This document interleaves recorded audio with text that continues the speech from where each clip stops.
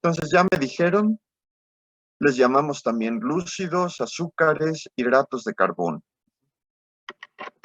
Se caracterizan por estar formados por carbono, hidrógeno y oxígeno. De hecho, están formados en una proporción de tal manera que por cada carbono tenemos un oxígeno y por cada carbono tenemos el doble de hidrógeno.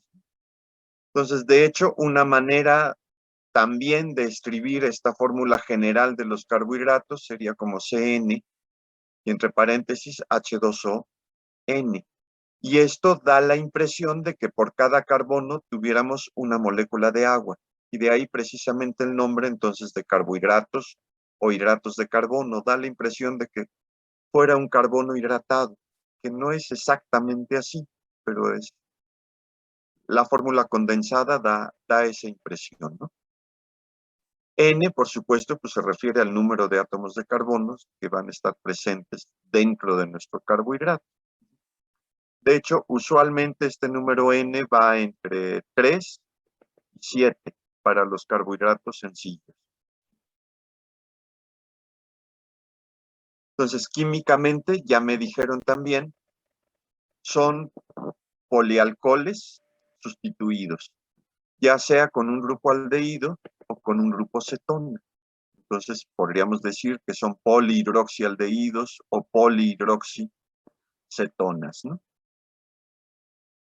La clasificación ya también me la dijeron. De hecho, hay varias maneras de clasificar a los carbohidratos.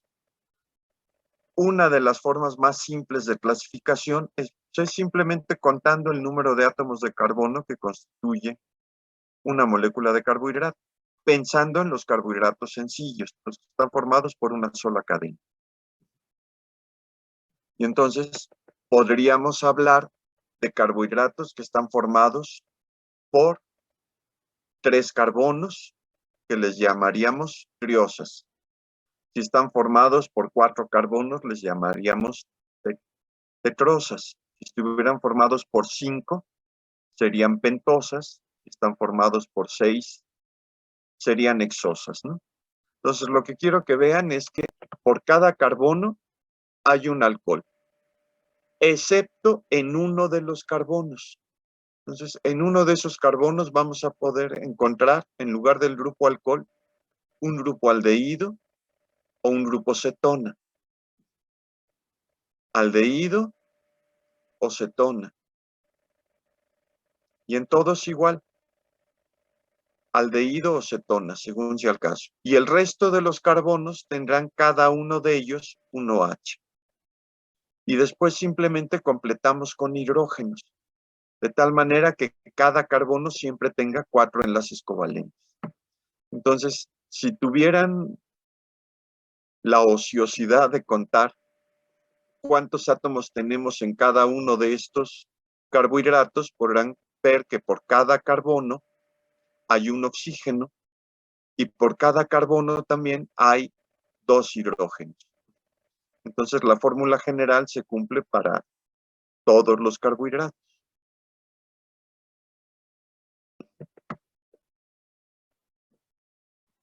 Los carbohidratos se caracterizan también por presentar estereoisómeros. Así como hablamos nosotros de los L y D aminoácidos, con los carbohidratos tenemos exactamente lo mismo. Y entonces aquí estamos viendo la estructura del D-gliceraldehído y simultáneamente la del L-gliceraldehído. Inés, ¿quieres decir algo? Es una pregunta que a lo mejor está un poquito fuera de lugar, pero desde la vez pasada que hablamos de los estereoisómeros, me acuerdo que yo había visto los epímeros, Ajá. que, y ya no me acordaba de qué moléculas son. Bueno, sí. Ahorita lo vamos a ver, no te preocupes. Ok. Sí. Difieren solamente en un carbono asimétrico. Ahorita lo vemos con Sí, eso cuidado. sí me acuerdo, pero lo que no me acordaba era si era como en carbohidratos o En en... carbohidratos. Ajá. Sí. De hecho, en aminoácidos no nos fijamos tanto porque solo hay un carbono asimétrico, o al menos uno importante, el carbono alfa. En los carbohidratos vamos a ver que tenemos más de un carbono asimétrico y entonces la posibilidad de más de 2 estereoisómeros.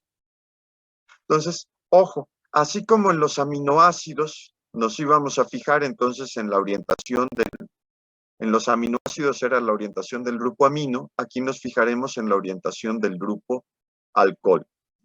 Siempre y cuando consideremos que el carbono terminal está orientado abajo y hacia atrás. Y el carbonilo arriba y hacia atrás. Acuérdense que esta es una estructura tetraédrica. Entonces los enlaces horizontales están proyectados hacia el frente y los enlaces verticales estarían orientados hacia atrás. Entonces, si ustedes orientan primero carbono terminal y carbonilo, ustedes ya pueden ver si el OH quedó a la izquierda o a la derecha. Si queda a la derecha, le llamaremos D-gliceraldehído, y si queda orientado a la izquierda, le llamaremos L-gliceraldehído. Entonces, son exactamente las mismas reglas que vimos en el caso de los aminoácidos. Nada más que sobre esto vamos a abundar un poquito más adelante. Ok, entonces, ya vimos también que los carbohidratos los podemos, además de clasificar de acuerdo al número de átomos de carbono, triosas, tetrosas, pentosas, hexosas, heptosas, si hubiera de 7, habría octosas. ¿Qué me dicen?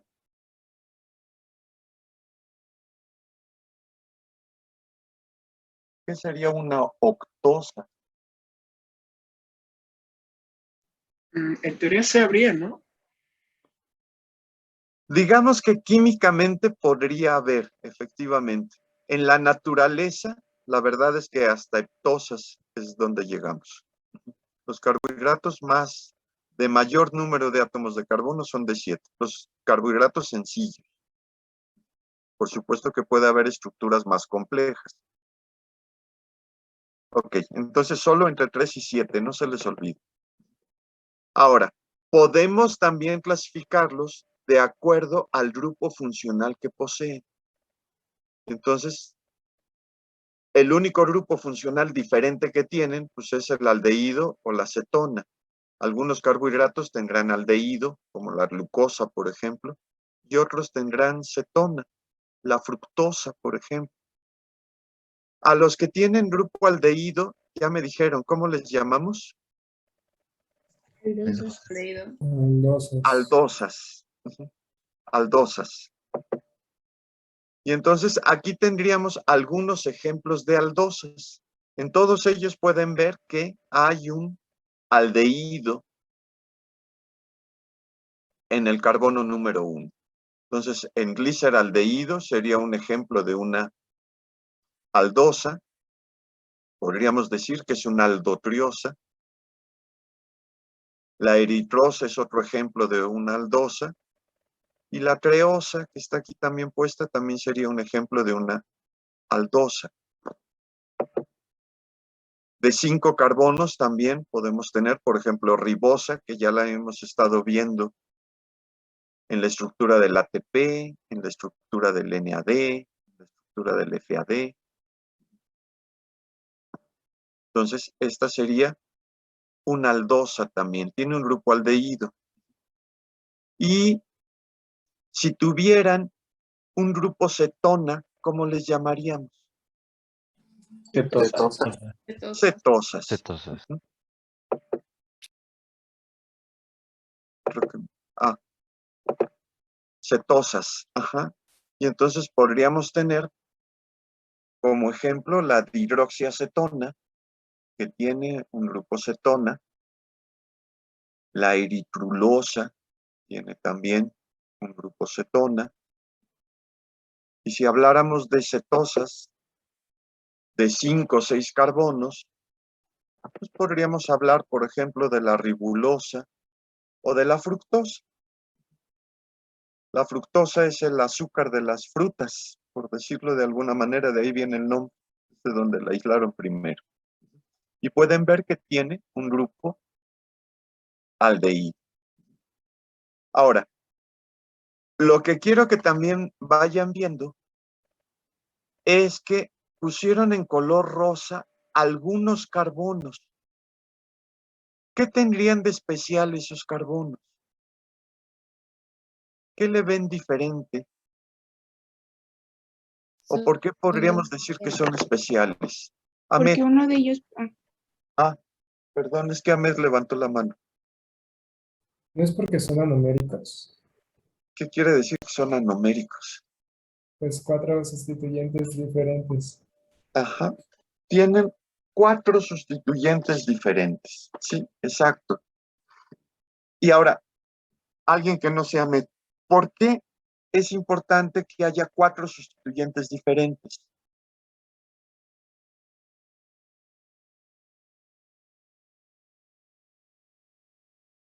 para darle propiedades diferentes. Como por ejemplo,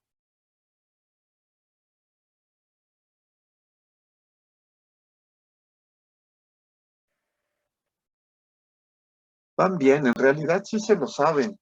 ¿Por qué era importante la diferencia entre L-aminoácidos y D-aminoácidos? A ver, Manuel.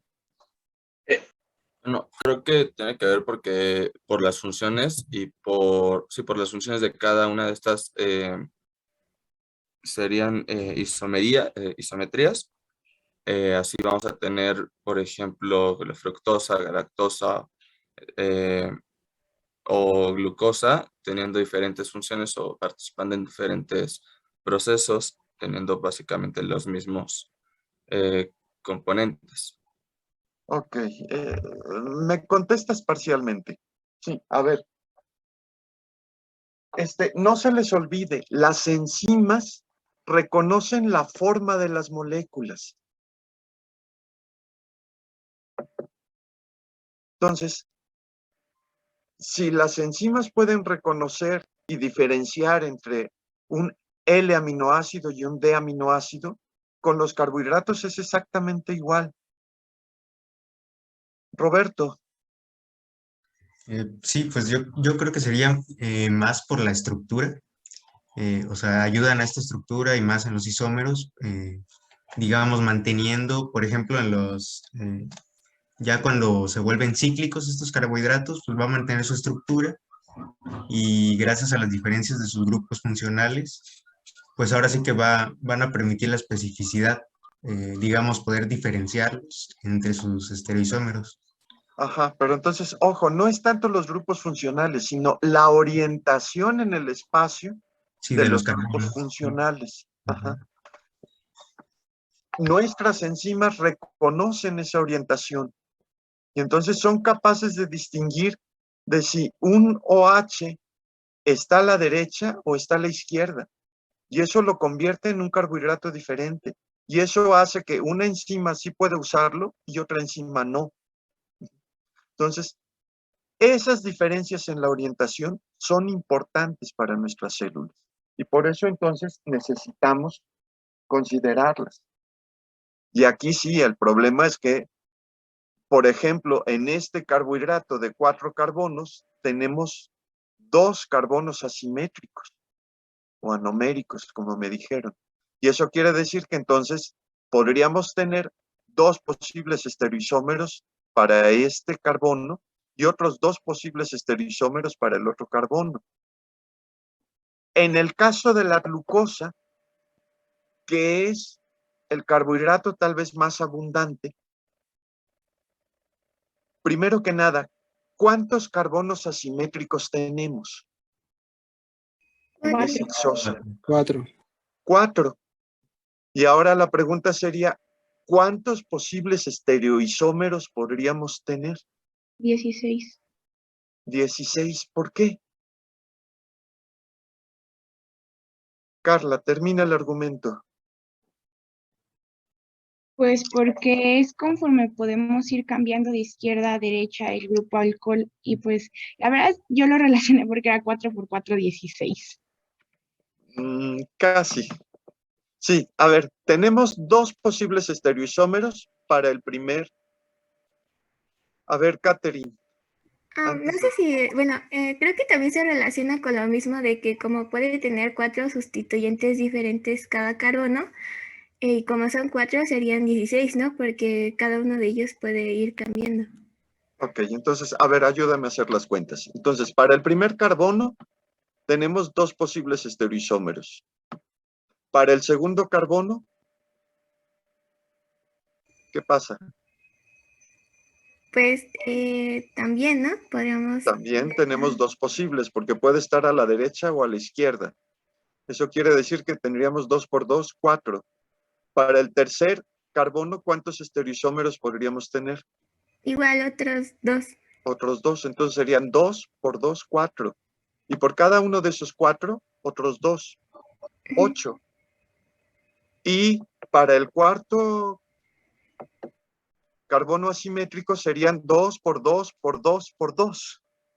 2 por 2, 4 por 2, 8 por 2, 16. 16 estereoisómeros posibles en total. Ok, de hecho, aquí les están mostrando solo 8. Están cambiando la orientación de todos los posibles OHs excepto de uno. ¿Cuál es el carbono al que no le están cambiando la orientación? El carbono alfa. A ver, es carbono 1, 2, 3, 4, 5 y 6. Carbono 1. Bueno, el carbono 1 porque no es asimétrico, tiene un doble enlace, ese no cambia. Al 5. El Fuerte. Es el, Al 5. Al 5, Tulio. Sí, exacto, es el carbono 5, el que tuvo el OH siempre a la derecha, a la derecha, a la derecha, a la derecha, en todos está a la derecha. Si yo quisiera los otros 8 estereoisómeros, tendría que copiar estas estructuras exactamente igual, pero ahora el último OH ponerlo a la izquierda. Y entonces serían ahora los últimos o los otros 8 posibles estereoisómeros. Y entonces ahora sí tendría los 16 posibles. Lo que quiero que se fijen es que cada posible estereoisómero tiene un nombre, pero nuestras enzimas de los 16 posibles estereoisómeros, resulta que solo utilizan 3. Solo podemos obtener energía de la glucosa, de la manosa y de la galactosa. Los otros estereoisómeros, si los llegamos a consumir, no obtenemos energía. Nuestras enzimas no los reconocen. No tienen la orientación de sus grupos OH en la posición correcta. Y en consecuencia, nuestras enzimas no son capaces de metabolizar. Entonces, aunque existen 16 posibles estereoisómeros, la verdad es que en la naturaleza solo utilizamos 3. Y es importante entonces la orientación de esos grupos OH en esos 3 estereoisómeros. Si se fijan, solo hay una diferencia entre glucosa y manosa y solo hay una diferencia entre glucosa y galactosa. Es más, vámonos sobre ellos directamente. ¿Cuál sería la diferencia entre glucosa y manosa? ¿La orientación de quién? Ahmed. Ah, no, doc, era para hace rato, pero pues la orientación Bueno, del carbono dime la es... pregunta, perdón. No, fue cuando preguntó a Carla lo de cómo los estereoisómeros y Ajá. que había una ley de Van Hoff, me parece, de 2 estereoisómeros y en esos son los carbonos quirales. Pero ya, era el Ok. carbono 2 en lo que preguntó ahorita. No, pero sí tienes toda la razón. Si yo quisiera para una molécula X saber cuántos posibles estereoisómeros hay, tendría que considerar el número de estereoisómeros, perdón, el número de carbonos asimétricos, N, el que sea, Y el número posible de estereoisómeros sería 2 a la n, tal y como nos dijo Ahmed. Entonces, para una hexosa, el número posible de estereoisómeros sería 2 a la 4.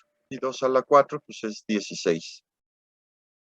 Si fueran una heptosa, ¿cuántos posibles estereoisómeros podríamos tener? Una aldo heptosa. 2 a la 7. No, A las 5, ¿no? A las 5. 2 a las 5. 2 a la 5. Ajá, exacto. 2 a la 5, porque, ojo, el primer carbono no es asimétrico, porque tiene un doble enlace. Y el último carbono tampoco es asimétrico. ¿Por qué? Alguien que no sea Ahmed, que ya participó mucho. Doctor, a Es mí no me porque quedó no muy tiene los 4 sustituyentes distintos. Ajá, Melissa. Sí, exacto. Tiene 2 hidrógenos que son exactamente iguales, de tal manera que entonces no puede presentar estereoisómeros ese último carbono. Entonces, solo los que están aquí en color rosita son los únicos que pueden presentar estereoisómeros. Ok, y ahora, regresando a la comparación entre manosa y glucosa. ¿Dónde está la diferencia? ¿En qué carbono? en el carbono 2 y 4. Glucosa y manosa, ok. Glucosa manosa sería, ¿en qué carbono? En el 2. En el 2. Y entre el carbono y entre glucosa y galactosa, ¿dónde estaría la diferencia? En el 4. En el 4. Estos sí serían epímeros, ¿no? Glucosa y manosa serían epímeros, porque tienen la orientación idéntica de todos sus carbonos asimétricos, excepto uno. Glucosa y galactosa son epímeros, porque tienen igual todos sus OHs con la misma orientación, excepto uno, el del carbono 4. Pregunta, ¿manosa y galactosa serán epímeros? No. No, No. porque tienen aquí sí orientación diferente en 2 de sus carbonos, en el carbono 2 y en el carbono 4. Entonces, para que sean epímeros solo debe de haber una diferencia de la orientación de un carbono asimétrico, no de 2. Entonces, de hecho, la verdad es que con los carbohidratos se nos hace un revoltijo todo lo que son los posibles estereoisómeros. Entonces, a ver, si con este esquemita puedo ser un poco más claro. Entonces, a ver, por definición, isómeros son todas aquellas moléculas que tienen la misma fórmula condensada, pero con diferentes estructuras. Entonces, por ejemplo, gliceraldehído y dihidroxicetona, ojo, no tienen, la dihidroxiacetona de hecho no tiene estereoisómeros, pero pueden ver ustedes que tiene la misma fórmula condensada que en gliceraldehído. Entonces decimos que son isómeros constitutivos. Es decir, solo tienen la misma fórmula condensada, ni siquiera los mismos grupos funcionales. Este tiene un aldehído y este tiene una acetona. Pero son isómeros porque tienen el mismo número de carbonos, el mismo número de oxígenos, el mismo número de hidrógenos. Ahora, en carbohidratos nos interesan más los estereoisómeros, porque son aquellos átomos que tienen el mismo orden de enlaces, pero con una diferente orientación espacial. Entonces, todos aquellos que tengan diferente orientación espacial van a ser estereoisómeros. Dentro de los estereoisómeros podemos hablar de enantiómeros. Enantiómeros son aquellos estereoisómeros que son uno la imagen espejo del otro. El D-gliceraldehído es la imagen espejo del L-gliceraldehído. Y entonces cumplirían la condición de ser enantiómeros. Diastereoisómeros son aquellos estereoisómeros que no son la imagen a espejo uno del otro. Es decir, que tienen más de una diferencia.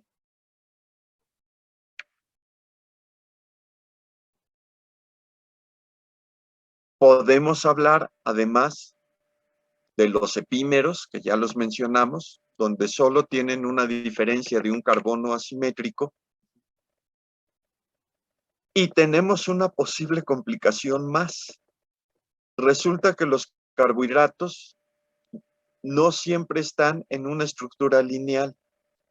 De hecho, esta estructura lineal es muy engañosa, porque los carbohidratos nunca tienen una estructura lineal. Acuérdense que cada carbono tiene una estructura tetraédrica. Si yo tomo el carbono 2 como punto de referencia, donde estoy poniendo ahorita el señalador, acuérdense que para ese carbono los enlaces verticales están orientados hacia atrás. Los horizontales sí hacia el frente. Pero entonces, ojo, el carbono 3 está orientado atrás con respecto al 2. Y para el carbono 3, el carbono 4 estaría orientado hacia atrás con respecto al 3, que ya estaba atrás. Entonces, a ver, si el 2 estaba al frente, el 3 estaría atrás. El 4 atrás del que ya estaba atrás. Y el 5, pues, atrás del que está atrás. Y entonces fíjense que se empieza a formar una especie de anillo. De hecho, es usual que entonces en los carbohidratos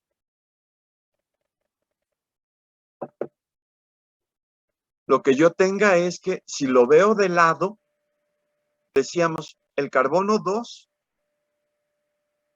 estaba atrás con respecto al 1, el 3 atrás con respecto al 2, el 4 atrás con respecto al 3, el 5 atrás con respecto al 4. Y cuando vemos, el 5 ya quedó enfrente del 1.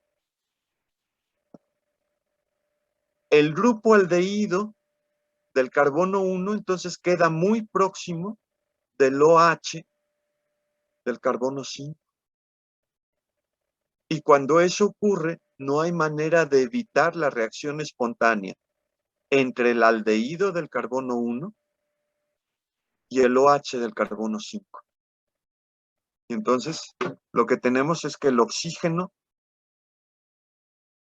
del carbono 5 ataca al carbono 1, forma un enlace, desprende su hidrógeno y ese hidrógeno lo pesca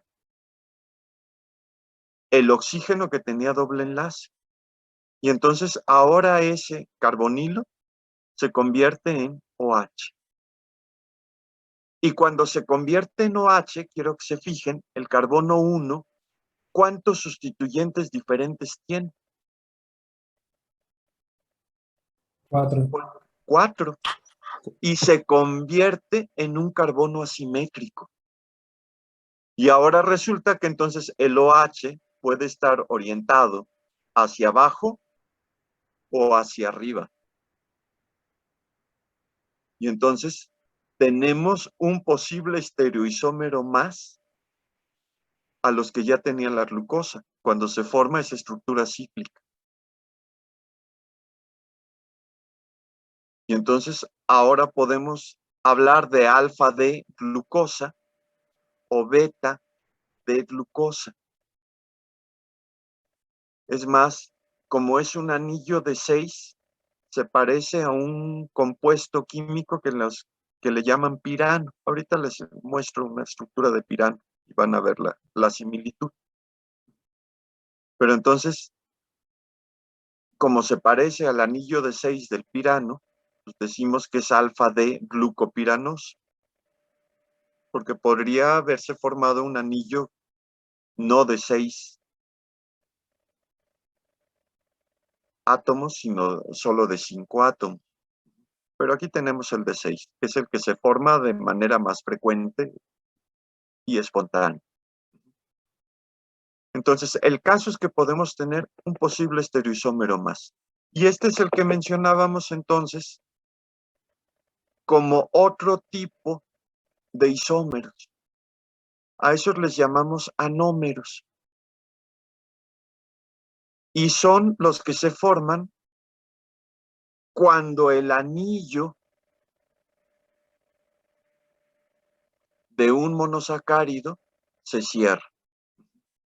Y entonces resulta que tenemos anómeros en el carbono 1. El OH puede estar orientado hacia abajo o hacia arriba.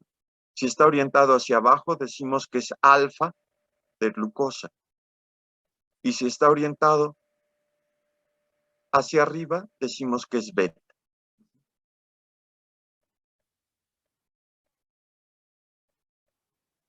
¿Por qué decimos que es de glucosa?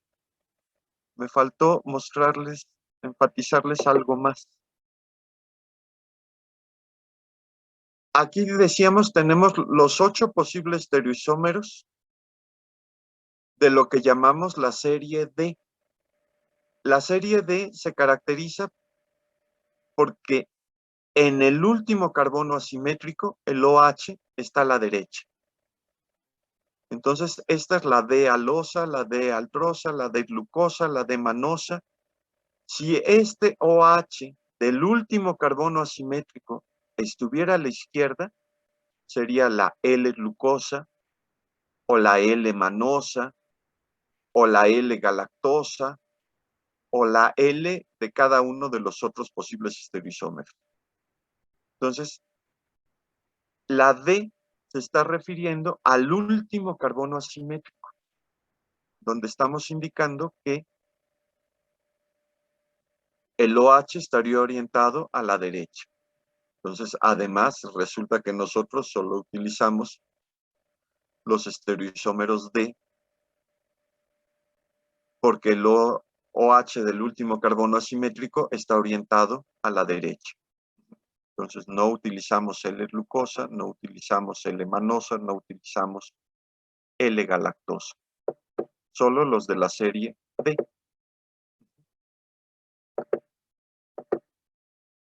Ok. Entonces, el caso es que los carbohidratos entonces pueden formar anillos cuando el grupo carbonilo queda muy próximo a un grupo alcohol. Ahmed, tienes la mano levantada. No sé si es porque se quedó o quieres decir algo. Ah, ok, ya la quitaste. Yo sí, Vlad, a lo mejor es una duda tonta o no sé, pero siempre me he preguntado por qué en la parte del carbono 4 y el 1 está como que más alargado la línea, está como más ancha. es entre el carbono, El 4, el 4, el 3, el 2 y el 1, en la representación como gráfica está más ancha. Ah, Es por, ok, ya. A ver, contesta. Bueno, yo tenía entendido que era por la orientación tridimensional. Las partes que se ven más anchas son las que están más próximas a ti y viceversa, lo que está más delgado son las más lejanas. Sí. Sí, es tratar de hacer una representación tridimensional de algo que es plano. Son trucos nada más para tratar de imaginarnos cómo están las cosas.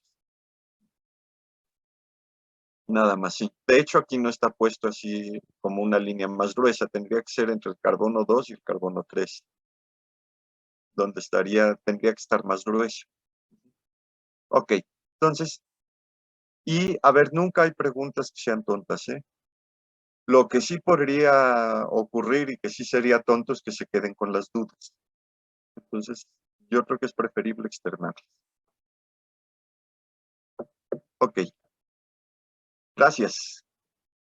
Entonces, a ver, Lo que ya no enfaticé mucho es que entonces, ojo, para que se cierre el anillo, entonces tiene que reaccionar el aldehído del carbono 1 con el alcohol del carbono 5. Cuando eso ocurre, fíjense que hay un reacomodo. Este hidrógeno se libera y lo pesca el carbonilo.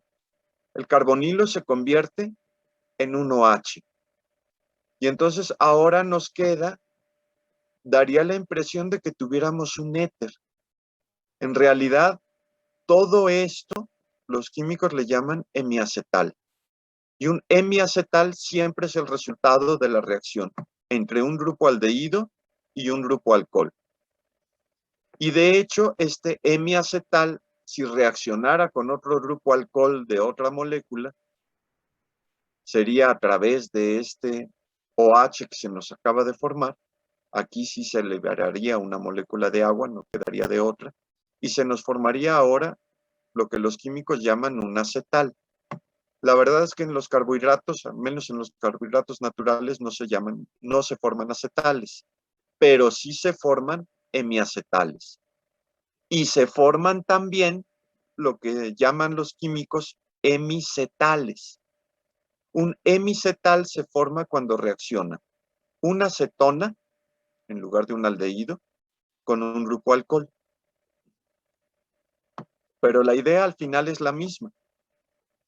El hidrógeno del grupo alcohol se libera, lo recibe el carbonilo. El carbonilo se convierte en un OH y ahora tendremos un enlace directo entre el oxígeno y el carbono. Y entonces ahora el oxígeno queda en medio de dos carbonos. Y entonces hemiacetal, si la reacción fue con un grupo aldehído, hemicetal, si la reacción fue con un grupo cetona. Y entonces los carbohidratos tienden a formar estructuras cíclicas. La glucosa, como tiene un grupo aldehído, o tenía un grupo aldehído en el carbono 1, el carbono 1 es el que reacciona entonces con el OH del carbono 5 y forma esta estructura cíclica. El pirano que les comentaba tiene esta estructura. Y si se fijan, la estructura del pirano es más o menos parecida a la que forma la glucosa. Y entonces por eso le llaman glucopiranosa, simplemente para acordarse que es un anillo de 6. Entonces esta sería la alfa de glucopiranosa. La fructosa tenía un grupo cetona en el carbono 2. Entonces el carbonilo del carbono 2, el que estaba formando la cetona, es el que va a reaccionar. También va a reaccionar con el OH del carbono 5. Pero entonces fíjense que ahora se forma un anillo un poquito más pequeñito, más forzado. Y este anillo de 5 pues, se parece a un compuesto que ya conocían los químicos que se llama furano. Y entonces por eso dicen que es fructofuranoso, para acordarse que es un anillo de 5. En este caso, en los dos casos, quiero que se fijen que el OH, si queda orientado hacia abajo, una vez que se forma el anillo, decimos que está en orientación alfa. Y si queda orientado hacia arriba, decimos que queda en orientación beta. Entonces, los anómeros se distinguirían por la orientación de este nuevo carbono asimétrico. Hacia abajo sería alfa, hacia arriba sería beta. Ahora, los que vieron química orgánica el año pasado recordarán estructuras como esta, como la que vieron para el benceno, y veían la estructura de silla o de bote que podía tener el benceno. Pues resulta que la glucosa también puede hacer algo similar, es un anillo de 6. Entonces tiene dos posibles estructuras de silla, que son las que le gustan más. Si este carbono que está aquí se subiera a como está aquí, y mantuviéramos este aquí, pues entonces sería la estructura de bote que no está puesta aquí. La verdad es que la estructura de bote a la glucosa no le gusta, pero sí le gusta la conformación de silla que está puesta aquí. Es una silla con mucha imaginación. Para los que no vieron química orgánica, se supondría que esta parte sería la parte plana, y entonces esto sería como el respaldo de la silla, y esta es la parte de abajo, donde uno pone los pies. Parece más como un boomerang, ¿no? Raro. La verdad es que los químicos tienen que tener mucha imaginación. Sí, le pueden ver la forma que ustedes quieran. Lo que sí queda claro, lo que sí quiero que quede claro es que entonces un extremo está hacia arriba y el otro extremo estaría hacia abajo.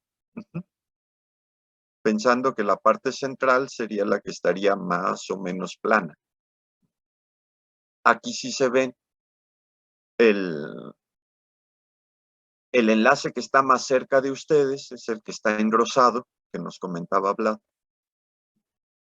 Y pueden ver que se va haciendo delgadito conforme se va alejando de ustedes. Es simplemente tratar de hacer una ayuda para imaginarnos las moléculas. Ok, ahora, todos estos carbohidratos que hemos visto son carbohidratos sencillos. Todos los carbohidratos que están formados por una sola cadena les llamamos monosacáridos. Y estos monosacáridos a su vez pueden además tener otro tipo de sustituyentes. Entonces resulta que pueden estar sustituidos, por ejemplo, con grupos amino. Y entonces hablar, por ejemplo, de glucosamina. O a ese grupo amino además ponerle un grupo acetilo. Entonces N-acetilglucosamina. Podemos tener también derivados ácidos.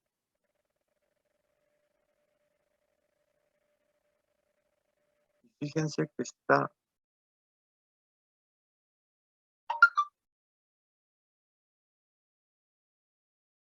Lo voy a revisar porque dice que es ácido murámico y no hay ningún ácido.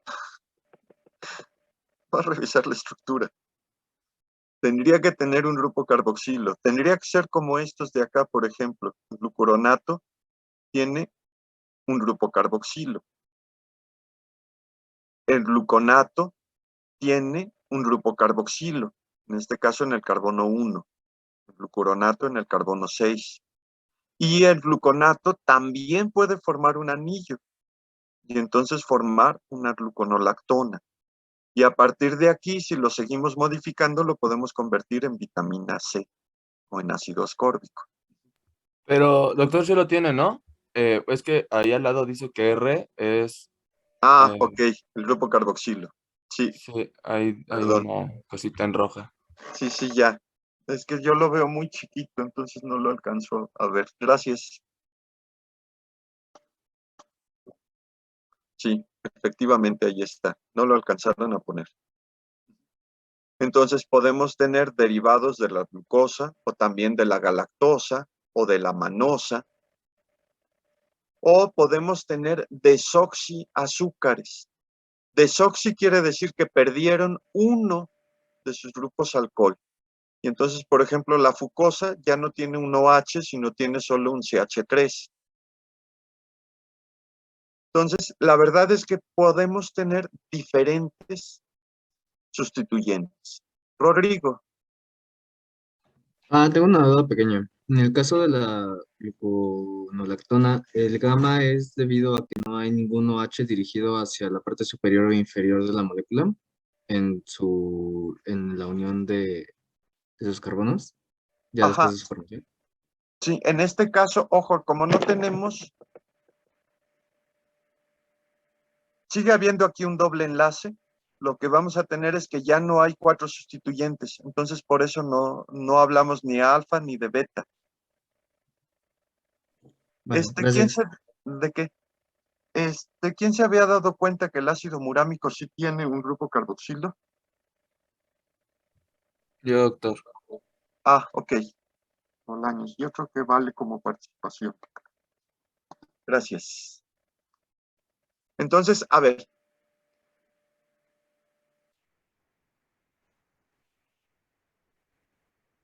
Podemos tener entonces diferentes unidades estructurales que a su vez van a formar entonces carbohidratos más complejos.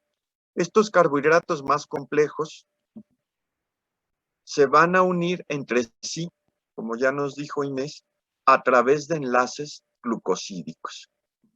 Entonces, los enlaces glucosídicos son los enlaces que se forman entre un grupo hemiacetal o un grupo hemicetal de un carbohidrato con el grupo alcohol de otra molécula. Entonces, da la impresión que fueran dos grupos alcohol, pero estrictamente quien reacciona es el hemicetal o el hemiacetal.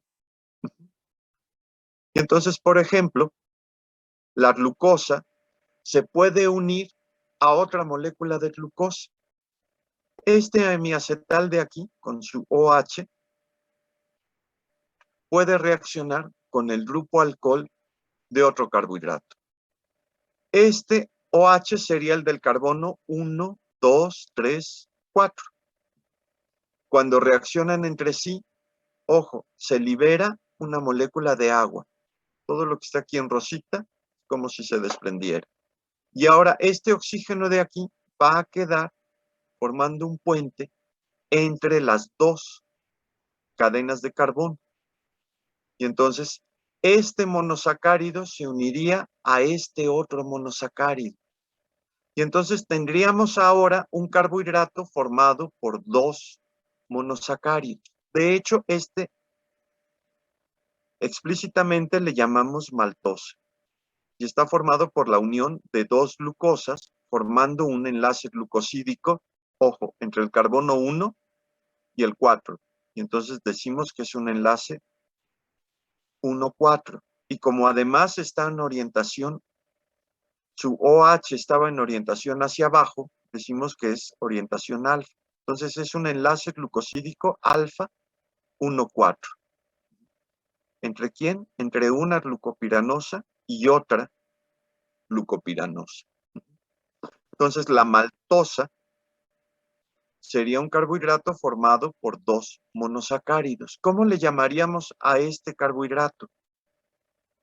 Disacárido. Disacárido. Ajá, exacto. Sería, Decíamos que era alfa, doctor.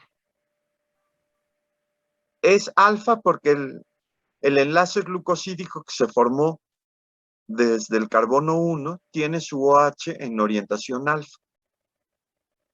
Es decir, Gracias. está hacia abajo. Ujú. Doctor, una pregunta.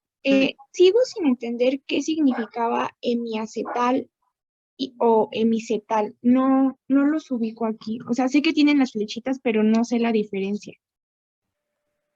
Es que es el grupo funcional que se formó, ojo, cuando reacciona un aldehído y un grupo alcohol.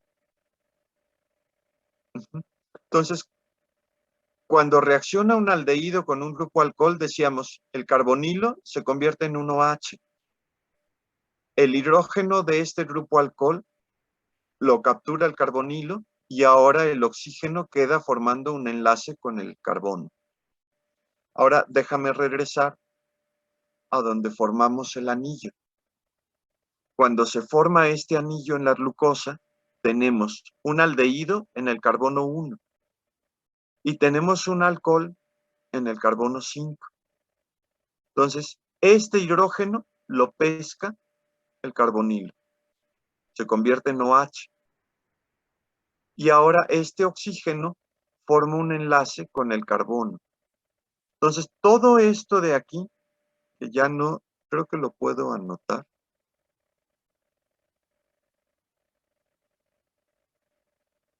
Ahí sé que se puede dibujar. Ah, ya.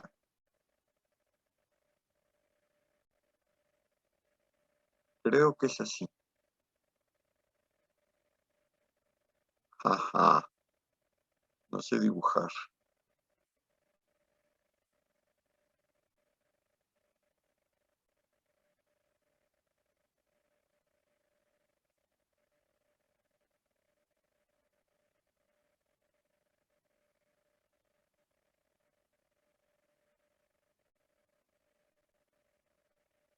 No.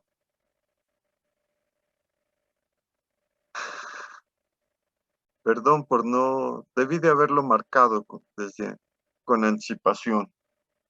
Y además, donde yo dibujo no es donde ustedes están viendo. Perdón. A ver,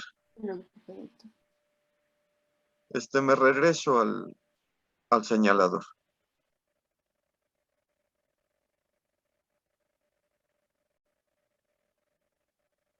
No, espérenme, que ya estoy haciendo aquí tonterías.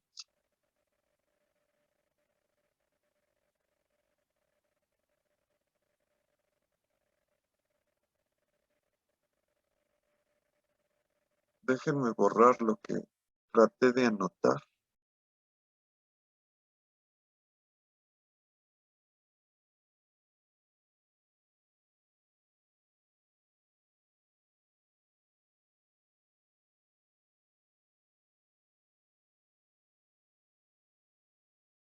Ya.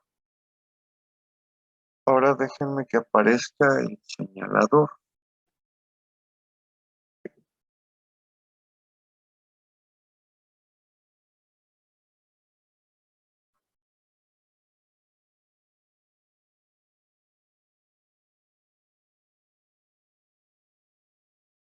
Déjenme dejar de compartir y vuelvo a compartir.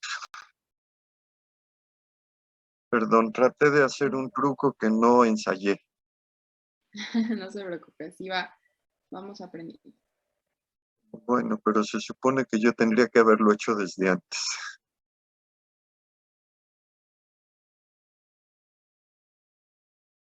A ver, ya ahora sí. Entonces, a ver, todo esto que estoy señalando, desde el OH y el carbono 1 con su grupo OH, todo esto es el hemiacetal. Es igualito todo esto que está aquí señalado. Entonces, en la glucosa, el hemiacetal viene desde aquí, desde el carbono 1, y termina hasta acá. Este sería el R, este sería el R1 y este el R2. Viene todo desde acá. Todo esto es el hemiacetal. No sé si ahora lo ubicas un poquito mejor. Sí, doctor, muchas gracias. Ok. Entonces, todo esto de aquí que daba la impresión, bueno, en realidad se comporta como si fuera un grupo alcohol. En realidad forma parte de un hemiacetal. La verdad es que los hemiacetales, lo único que nos está indicando es que de todos los grupos alcohol que están aquí, este es el que tiene mayor tendencia a reaccionar. Y entonces este es el que va a reaccionar con alguno de los grupos alcohol de la otra molécula de glucosa. Cuando se forma el enlace glucosídico, fíjense que ahora esto se convierte en un acetal. Y entonces ahora el grupo funcional viene desde aquí y llega hasta acá. Todo esto sería el acetal.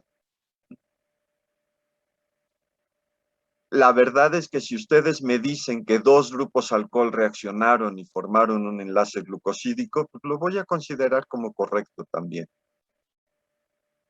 Porque eso es lo que uno ve a primera vista. Entonces, lo que sí quiero que quede muy claro es que el enlace glucosídico va a ser diferente dependiendo de la orientación, ahora sí, espacial que tenía el OH en el carbono 1. Si está orientado hacia abajo, entonces tendría orientación alfa. Y como el enlace glucosídico se formó entre el carbono 1 y el 4, pues entonces sería un enlace glucosídico alfa 1,4. Entonces va del carbono 1 hacia el carbono 4. Y este disacárido, que ya me dijeron, recibe el nombre específico de maltosa. Y entonces nosotros podemos clasificar a los carbohidratos considerando el número de cadenas de carbono que constituyen una molécula. Entonces podemos hablar de monosacáridos si están formados por una cadena. Podemos hablar de disacáridos si están formados por dos cadenas. ¿Qué otro tipo de carbohidratos podríamos tener? Oligosacáridos. Oligosacáridos, si son algunas cadenas, en realidad puede ser hasta una decena, y podemos hablar de Polisacáridos. polisacáridos, si estamos hablando ya de centenas a miles de unidades de monosacáridos. En realidad es muy fácil contar aquí, porque solo contamos 1, monosacáridos, 2, disacáridos, oligo, poquitos, oligo es poco. Y entonces, oligosacáridos, los que están formados por algunas cadenas, estrictamente puede ser desde 3, lo usual es alrededor de una decena, y polisacáridos de centenas en adelante. Entonces, cuando clasifiquen, acuérdense un poco cómo cuentan los niños. Los niños cuentan 1, 2, 3, poquitos y muchos. Aquí es exactamente igual. Mono sería 1, di, 2, oligo, poquitos, poli, muchos. Entonces sería la manera de contar y de clasificar a los carbohidratos. Entonces, hoy.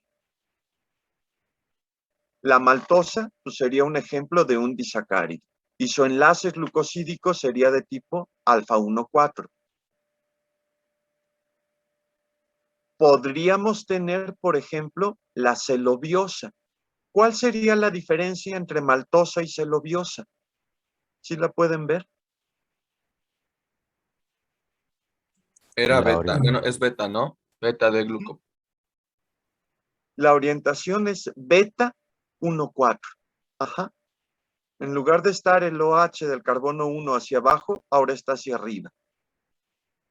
Y entonces, estrictamente, aquí lo ponen como una línea quebrada, pero es como si una glucosa estuviera en una orientación y la otra glucosa tendría que estar en la orientación opuesta.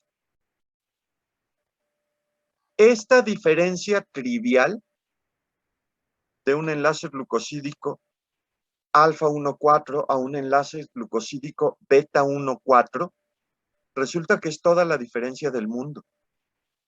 Porque nuestras enzimas saben romper muy bien enlaces alfa 1,4.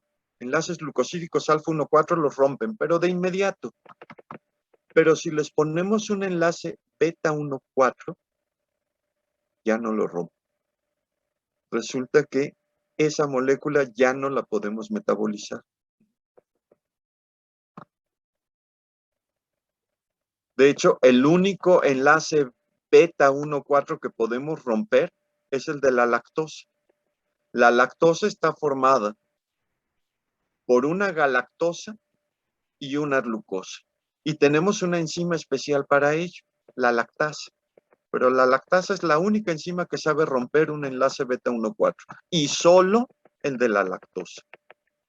Si le cambiamos la lactosa, tampoco sabe romper. Entonces, tenemos la estructura también, aquí dice sucrosa, en español sería sacarosa. La sacarosa está formada por una glucosa y una fructosa.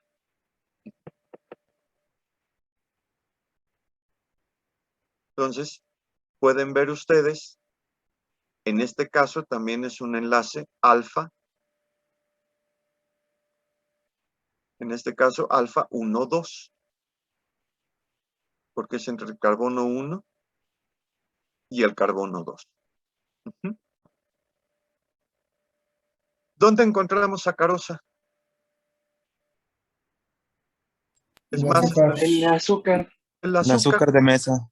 Ajá, el azúcar de mesa es sacarosa. Sacarosa prácticamente pura, debes tener una pureza como del 99, 98%. El azúcar refinada todavía más pura. Ahmed.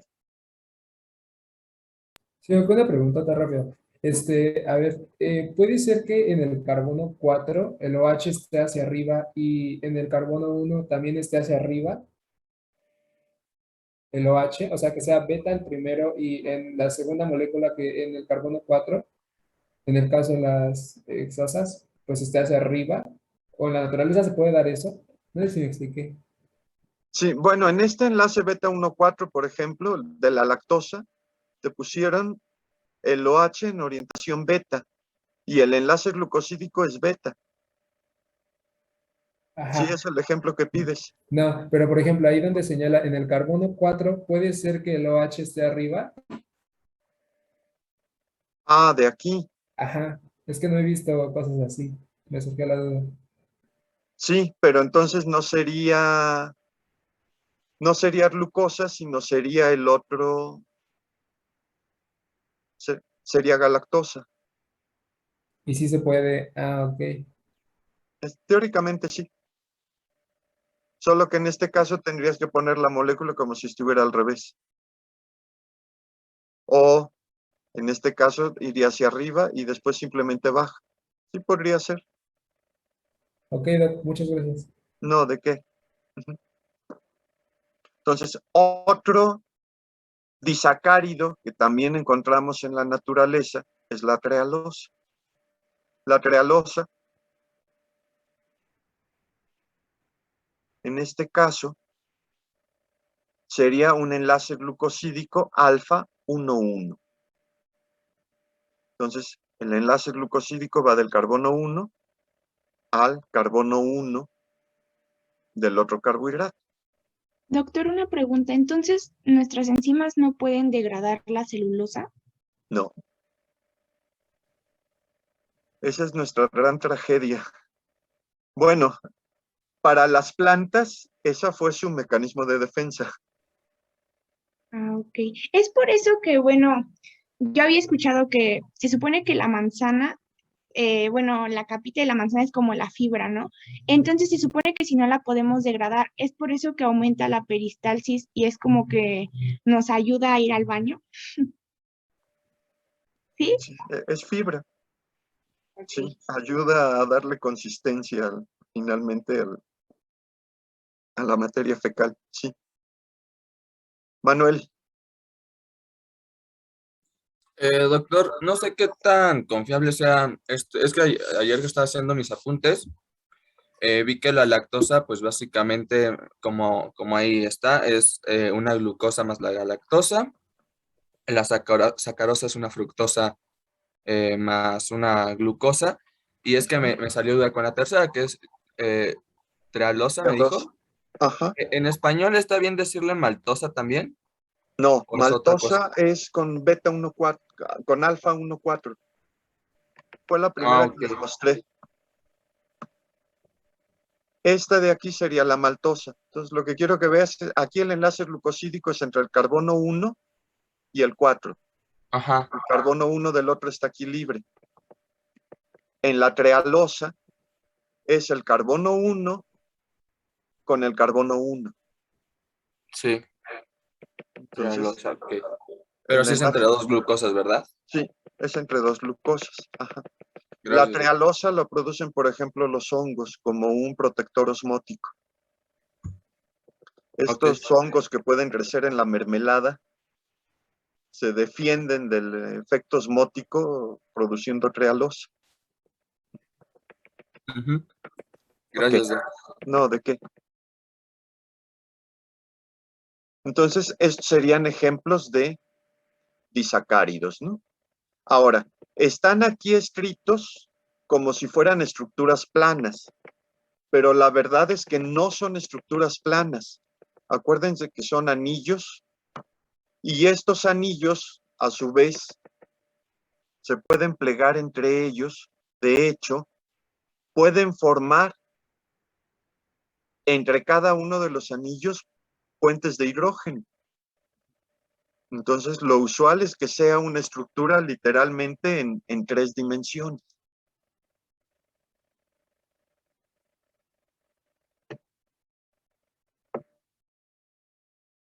Ujú.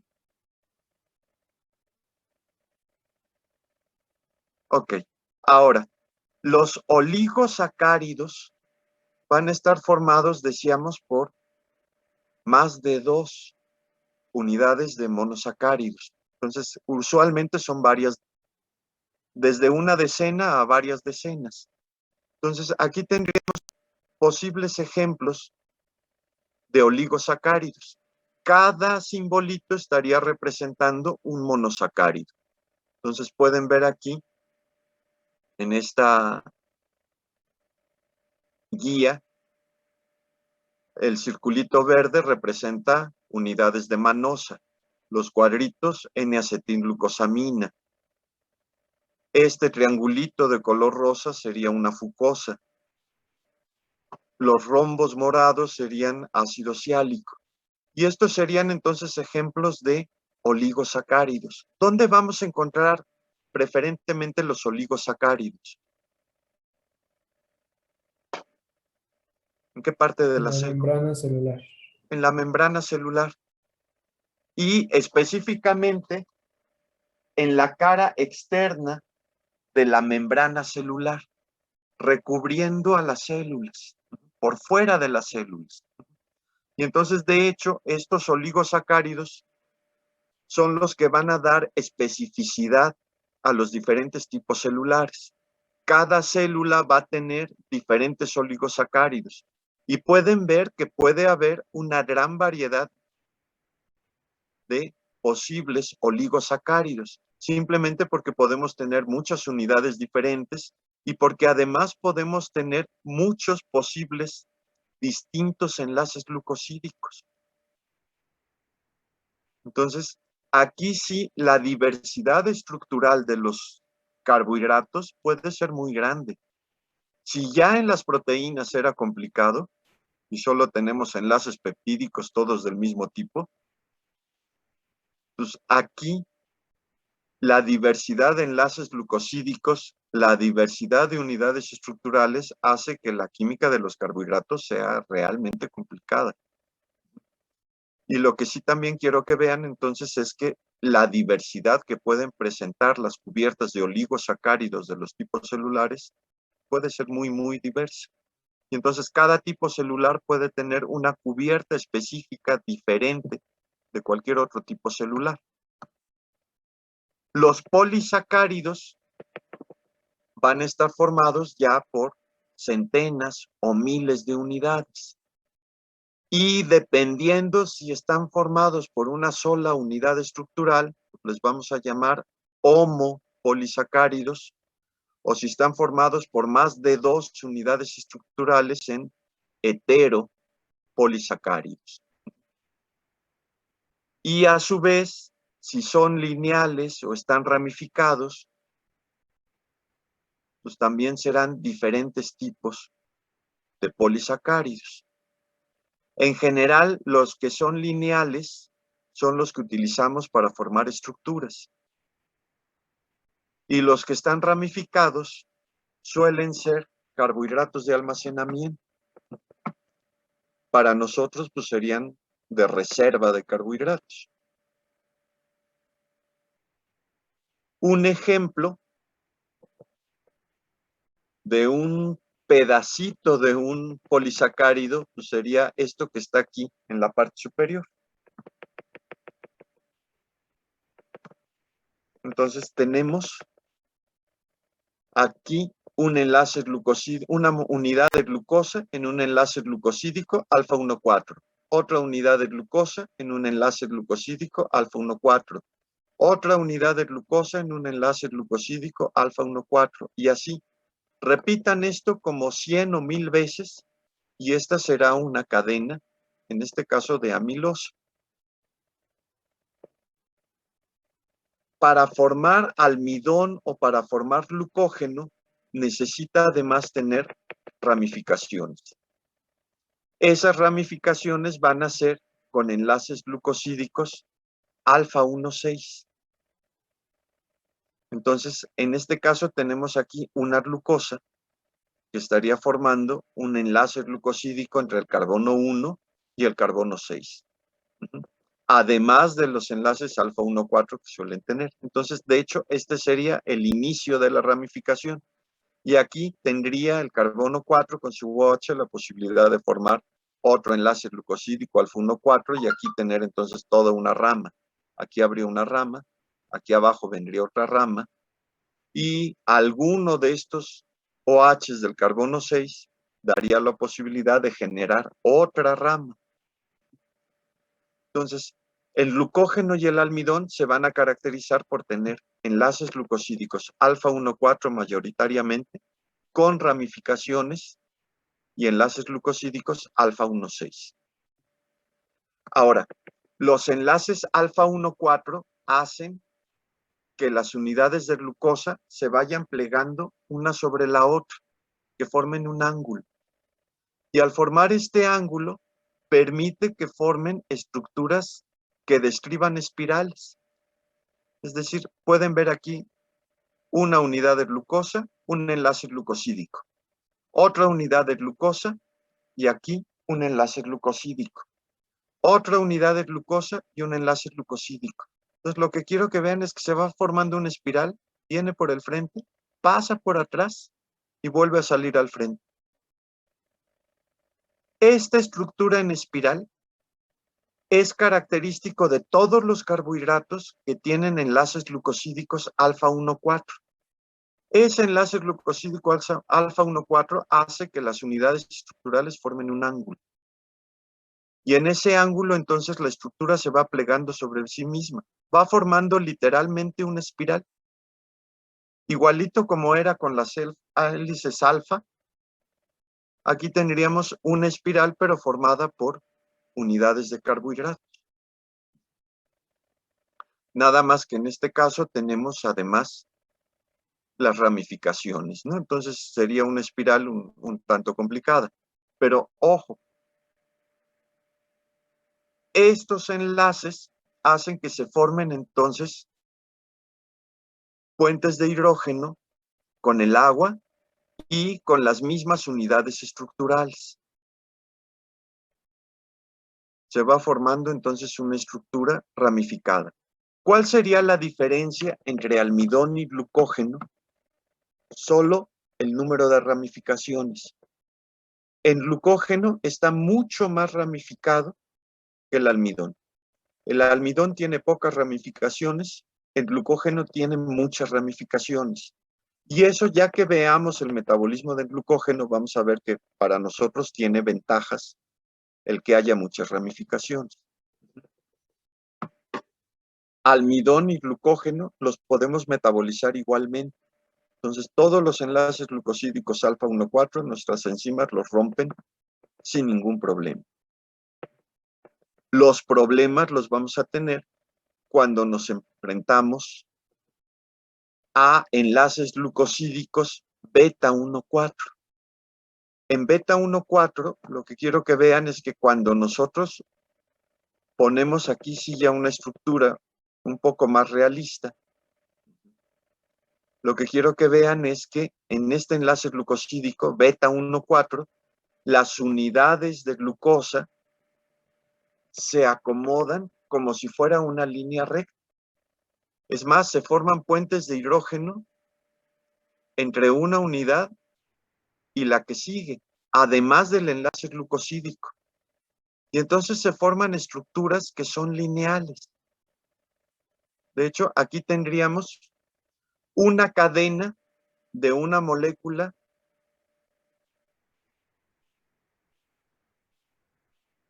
de celulosa con enlaces beta 1,4 que va siguiendo una línea recta. Y acá abajo tendríamos otra, también siguiendo una línea recta. Y abajo otra. Entonces, ojo, cuando estas tres se acomodan, no solo se forman enlaces de puente de hidrógeno dentro de una misma cadena de celulosa, sino además enlaces de puentes de hidrógeno entre una cadena y la que sigue, y esta cadena y la que sigue. Y eso permite que entonces la celulosa forme fibras gruesas, grandes, largas. Es más, si están anotando ahorita sobre papel en un cuaderno, Si ustedes rasgan el papel, pueden ver que se ven fibras, fibras entrelazadas. El papel está hecho de celulosa purificada. Esas fibras que alcanzan a ver son fibras de celulosa.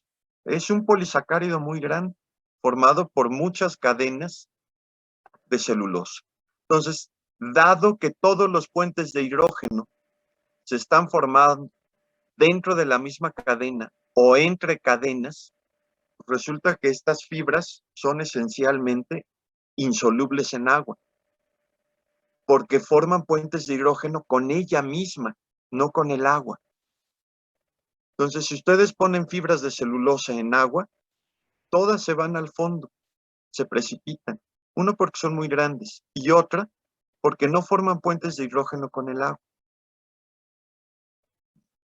Y eso es lo que permite que entonces puedan formar fibras largas, y es lo que utilizan o lo que aprovechan las plantas, por ejemplo, para entonces formar la pared celular. La pared celular de todas las células vegetales está hecha por celulosa, y esas celulosas son fibras largas de moléculas de glucosa unidas en enlaces beta 1,4. Entonces, la gran tragedia para nosotros es que la molécula más abundante en la naturaleza es la celulosa. Está hecha por moléculas de glucosa y sin embargo no la podemos asimilar. Si nosotros nos comemos una hoja de pasto o de lo que sea, aunque tenga muchos carbohidratos, esa celulosa para nosotros solo es fibra. No la podemos asimilar. Los únicos organismos que tienen enzimas que pueden romper enlaces beta 1,4, pues resulta que son hongos y bacterias, organismos degradadores. ¿Cómo le hacen entonces los rumiantes, las vacas, por ejemplo, para solo alimentarse de pasto? Porque tienen Unos muchos tienen más estómagos. estómago, ¿no? Que los normales, como las Tienen vacas. un estómago muy complejo, de hecho formado por 4 compartimentos. Y de hecho, en esos compartimentos lo que hacen es, primero, cortan la materia vegetal y la pasan a uno de sus compartimentos. Y ahí lo que tienen es una flora intestinal que se encarga de fermentar y de ir rompiendo esa materia vegetal. Ya que se fermenta, la devuelven, la vuelven a masticar, por eso les llaman rumiantes, parece que todo el tiempo están comiendo. Entonces, primero se comen el alimento, lo pasan a uno de sus compartimentos, lo devuelven, lo vuelven a masticar, lo pasan a un segundo compartimento, y ya ahí, ahora sí ya fermentado, con las moléculas de celulosa ya rotas en su gran mayoría, ya se liberan las unidades de glucosa. Y entonces ahora sí eso es lo que asimilan. Es más, las termitas que se alimentan de madera tienen que hacer un truco similar. No tienen un estómago tan elaborado, pero tienen también bacterias en su tracto digestivo que les ayudan a degradar esa celulosa y a romper entonces los enlaces beta 1,4. Entonces, forzosamente requieren de bacterias que les hagan ese trabajo. Carla, ¿querías decir algo? Doctor, es que justo iba a decir lo que había dicho, Lo que acabo de decir. ajá, que los herbívoros contienen en su tubo digestivo bacterias o protozoos que poseen la enzima celulasa, que pues Protozoarios. hidroliza hidroliza dicho enlace, pero pues esto es muy lento. Sí, por eso parece que están comiendo todo el tiempo. Ok. Vlad.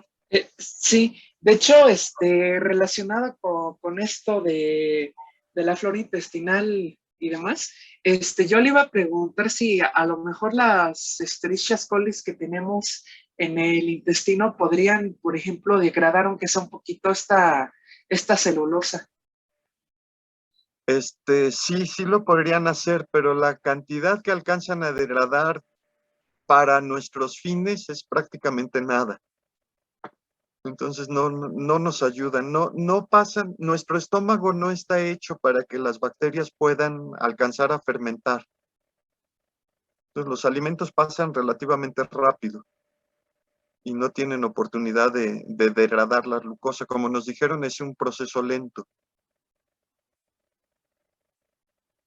Entonces no.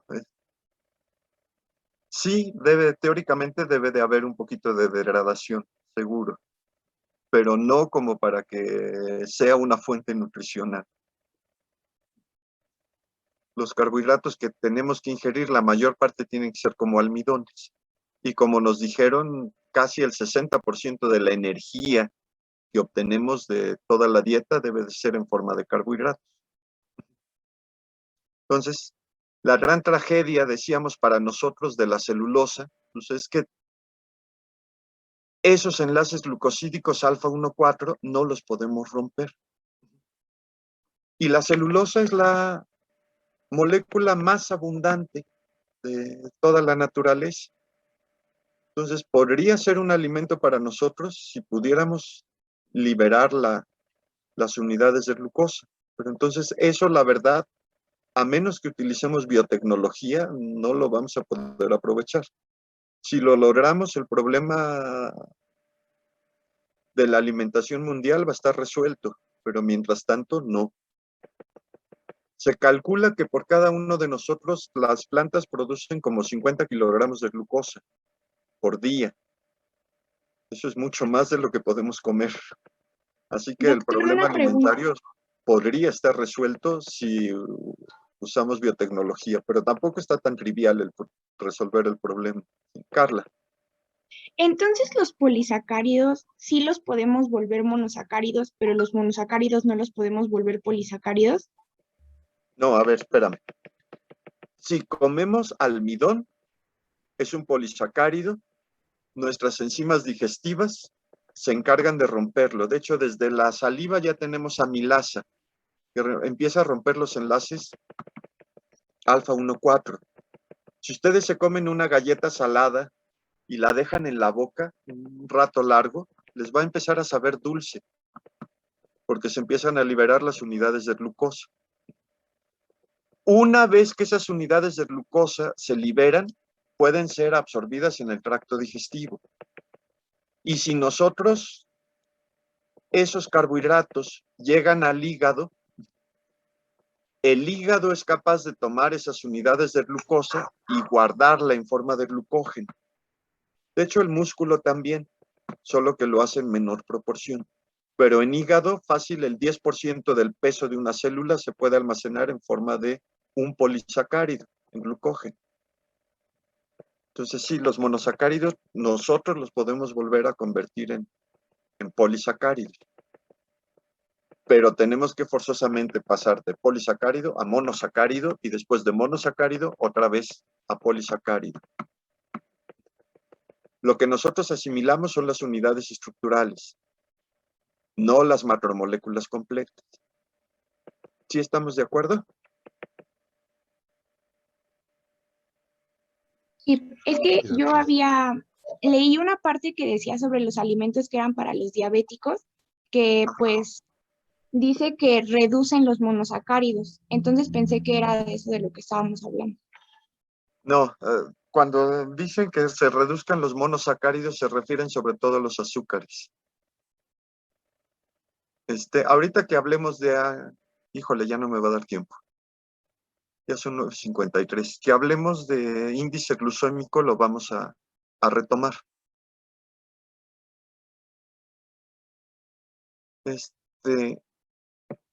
A ver, ya nada más menciono. Los animales pueden producir también, eso nos incluye a nosotros, polisacáridos que sean lineales, solo que no son de glucosa, son de un derivado de la glucosa. De hecho, pueden ver que tiene un grupo amino y tiene un grupo acetilo, es N-acetilglucosamina. Entonces, la quitina es un polisacárido, es un homopolisacárido, que en este caso está formado por unidades de N-acetilglucosamina. Forma fibras Y en este caso, esas fibras se utilizan para formar estructuras duras. En este caso, es el exoesqueleto de los insectos o de los crustáceos. En el camarón, la parte dura que no nos podemos comer es su exoesqueleto y está hecho de quitina. Entonces, a ver, la siguiente clase, entonces, terminamos de ver los polisacáridos y empezamos a ver funciones de carbohidratos. Entonces, terminaríamos el tema de carbohidratos. ¿Sí? Melissa. ¿Esa quitina también es la que está en la pared de los hongos? Sí, exactamente igual. Sí, sí, buena observación. Ok, entonces le paramos aquí para que puedan estirarse, ir al baño, comer algo si quieren, antes de que inicie su próxima clase. Ok, si nos da tiempo, empezaríamos a ver glucólisis. No estoy seguro, pero antes de glucólisis yo quisiera ver un panorama general de todo lo que es el metabolismo de carbohidratos y ya después entramos con las reacciones de la glucólisis. Pero eso, después de carbohidratos, iniciamos con glucólisis. Nos vemos el viernes.